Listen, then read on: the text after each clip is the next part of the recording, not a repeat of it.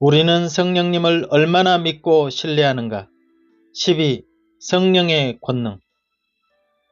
사도행전 1장 8절에는 오직 성령이 너희에게 임하시면 너희가 권능을 받고 예루살렘과 온 유대와 사마리아와 땅끝까지 이르러 내 증인이 되리라 라고 말씀하신다.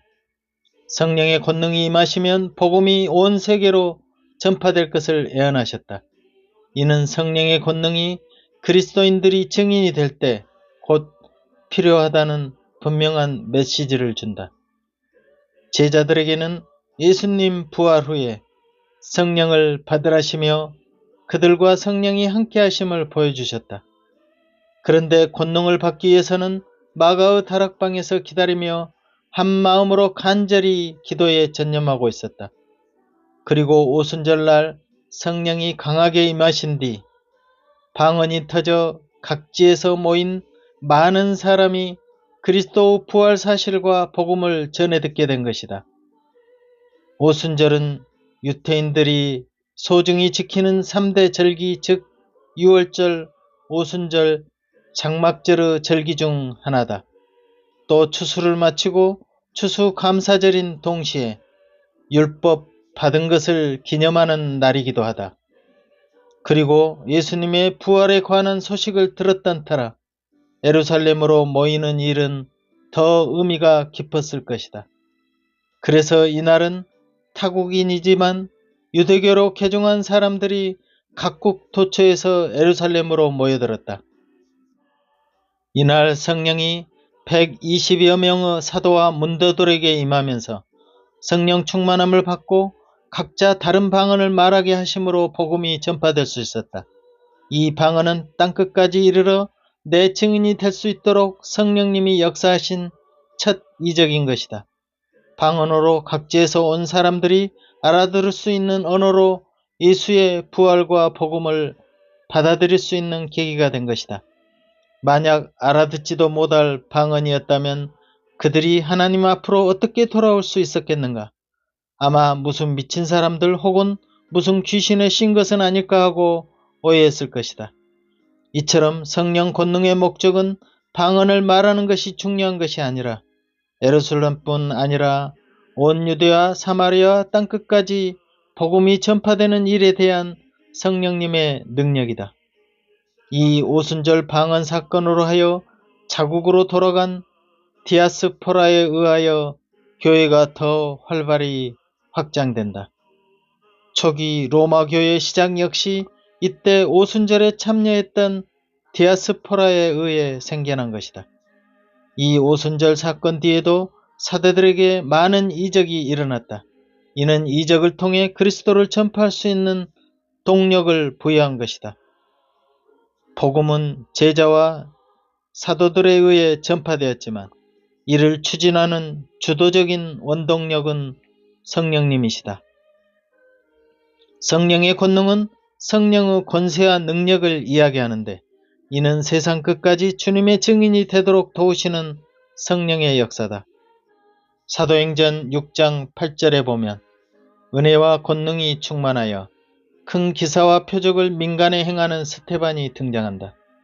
예수의 집사 스테반은 공회 중에 유대 군중과 변론 뒤 설교를 시작했다. 아브라함부터 모세, 다윗 그리고 예수에 이르기까지 길고 긴 역사였다. 그리고 이런 역사 속에서 이스라엘은 많은 선지자를 핍박하지 않았느냐. 이제 하나님께서 마지막으로 보낸 의인 예수를 잡아주고 살인하였으니 돌이키라고 강권하자. 이 말을 듣고 양심의 가책을 받았지만 회개는 하지 않고 오히려 증오심에 불타올랐다. 스테반은 성령이 더욱 충만하였다. 보라, 하늘이 열리고 하나님의 영광과 예수께서 하나님 우편에 서신 것을 보노라며 하늘을 우러러 주목하자. 저희가 큰 소리를 지르며 길을 막고 일심으로 그에게 달려들어 성 밖에 내몰고 돌로 쳤다. 이에 스테반이 부르짖어 가로되 주 예수여 내 영혼을 받으시옵소서 하고 무릎을 꿇고 크게 불러 가로되 주여 이 죄를 저들에게 돌리지 마옵소서. 이 말을 하고 순교하였다. 이에 스테반을 돌로 친 증인들이 옷을 벗어 사울이라 하는 청년의 발 앞에 두었다. 성령이 충만했던 스테반에게는 베드로처럼 수천 명이 예수를 믿는 기적은 일어나지 않았다. 오히려 돌에 맞아 죽었다.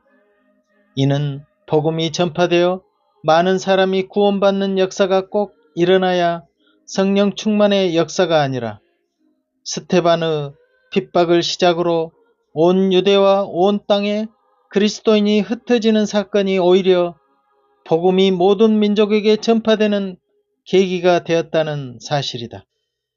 스테반의 순교 또한 땅끝까지 주님의 증인이 되는 길을 열어가시는 성령님의 역사다.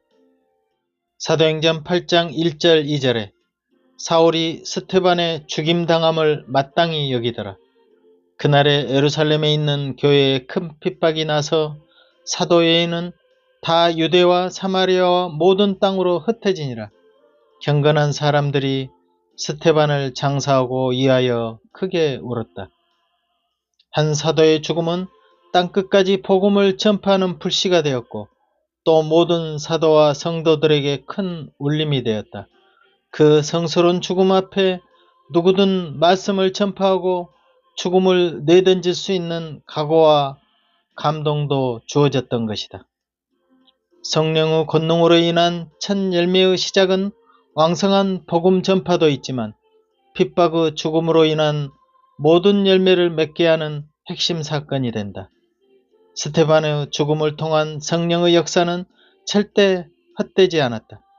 이는 곧 하나님의 목적을 이루시기 위하여 성령님이 어떻게 일하시는가를 엿볼 수 있는 대목이다. 스테반의 첫 순교로 말미암아 사도 바울 역시 주 예수를 받아들일 수 있는 계기가 되었을 것이다.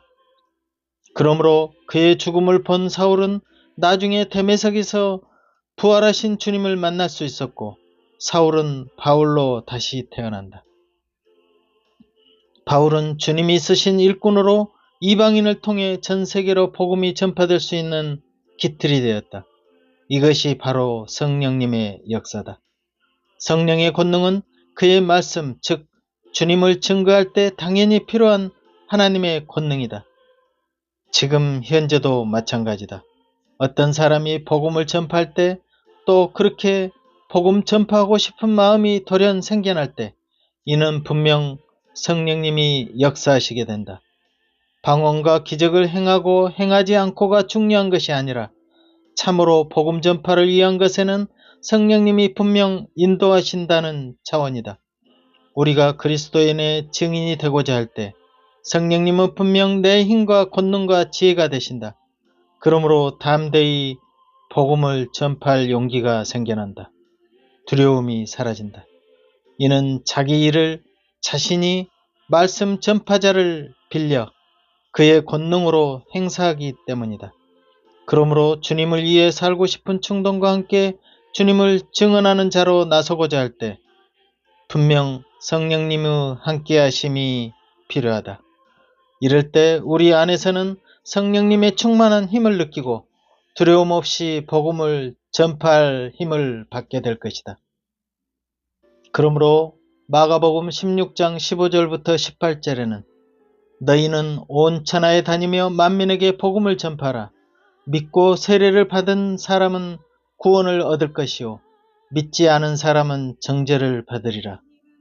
믿는 자들에게는 이런 표적이 따르리니 곧 저희가 내 이름으로 귀신을 쫓아내며 새 방언을 말하며 뱀을 집으며 무슨 독을 마실지라도 해를 받지 아니하며 병든 사람에게 손을 얻은즉 나으리라 라고 말씀하신다. 이 말씀에서 우리는 이적에만 관심을 두게 되는데 더 깊은 내용은 바로 복음 전파라는 구절에 집중할 필요가 있다. 이런 표적은 곧 천하 만민에게 복음을 전파하기 위해 일어난다고 볼 수 있는 뜻이다. 그러니까 이적 자체보다 그리스도 복음이 전파되는 곳에는 성령님이 함께 하신다는 사실이 더 중요하다. 내가 이적을 행하더라도 복음을 전파하는 것이 주 목적이 아니라면 단순히 육신의 복을 추구하여 그리스도 복음을 오히려 저해할 수 있다. 문제는 그리스도 복음이 전파되기 위해서는 그리스도인의 권능이 필요한 것이다. 이는 주님의 증인임을 증명하는 방편이 된다. 그러므로 사역하는 일에 이적이 일어나든 일어나지 않든 그리스도 복음이 제대로 전파되어 있는지를 쫓아야 한다. 그리고 이 복음 전파는 예루살렘을 시작으로 온 땅끝까지 전파되면 그때 세상 종말이 오게 된다. 마태복음 24장 14절에 이 천국 복음이 모든 민족에게 증거되기 위하여 온 세상에 전파되리니 그제야 끝이 오리라 라는 말씀을 보면 그 복음이 증거되기 위해 지금까지 역사가 달려왔음을 배울 수 있다.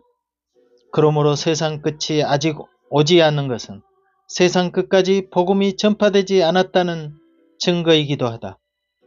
지금은 인터넷과 통신수단의 발달, 동영상의 핸드폰 복음 등으로 복음이 급속도로 빠르게 번지고 있다.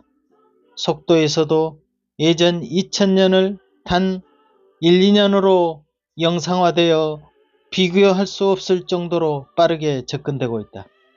이는 세상 끝까지의 복음 전파도 예전과 다르게 훨씬 빠르게 진행되고 있다는 것을 증거한다.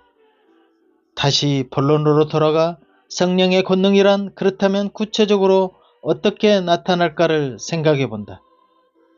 첫째, 베드로의 설교는 복음 전파할 권능을 부여받았을 때 많은 사람이 그리스도를 영접하게 되었다. 말씀을 전할 때는 성령 충만함이 있었다. 누가복음 24장 47절 48절에 그의 이름으로 제사함을 얻게 하는 회개가 예루살렘으로부터 시작하여 모든 족속에게 전파될 것이 기록되었으니 너희는 이 모든 일의 증인이라는 말씀을 이루기 위함이었다. 병 고치는 것도 마찬가지다. 이는 복음을 전파하기 위한 성령의 역할 중 하나로 병을 고쳐서 이를 계기로 많은 사람이 그리스도를 받아들일 수 있다면 그것 또한 요긴하게 쓰일 수 있다.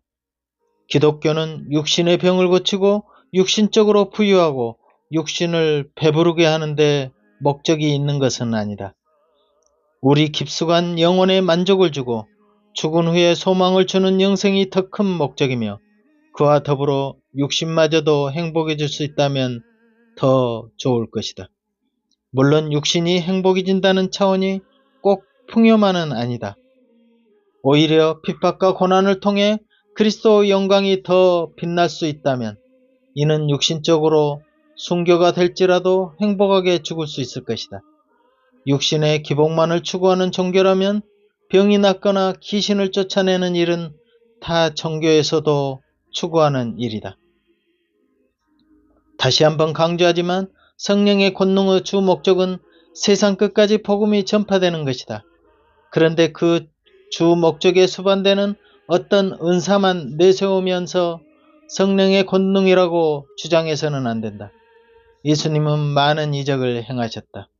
그런데 그 이적을 통해 진정으로 보여주시고자 했던 것은 인기를 끌고 대중에게 환심을 사시기 위한 것은 아니었다.